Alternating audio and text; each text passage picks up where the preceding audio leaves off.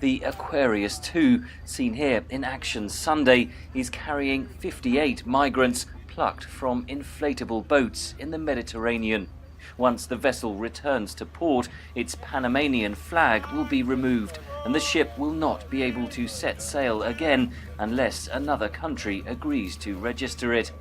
At a press conference Monday in Paris, the ship's operators appealed to France to allow the ship to dock in Marseille and be allowed to set sail again.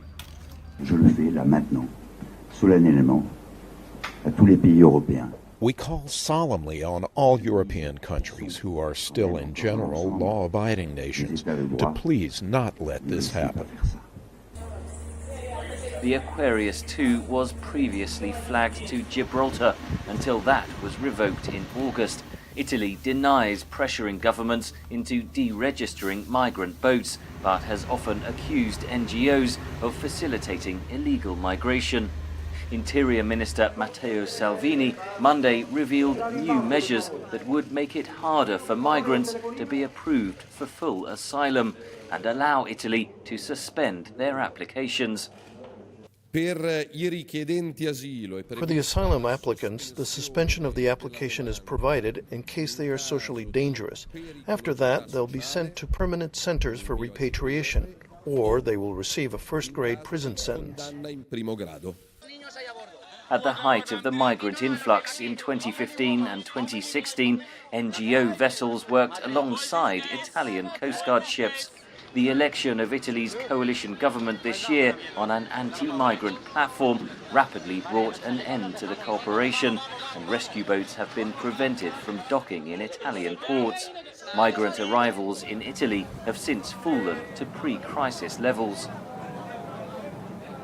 I think some in Brussels are actually happy that Salvini and others are bringing out these topics on the so-called taxi service or the shuttle service and the pull factor that some in government think that the NGOs have in the increase of migrants coming to Europe.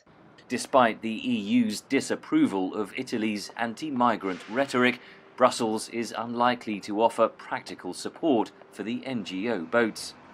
So I think there is a lot of hypocrisy, if I may, in this discourse that we have, on the one hand, people trying to stop these populists from gaining power, but on the other hand, it is actually really useful to have somebody raising these issues, which is not, like the liberal kind of elites. Rescue missions will now fall on national Coast Guard vessels from Europe and North Africa, who tend to return the rescued migrants back to the country they set off from, usually Libya.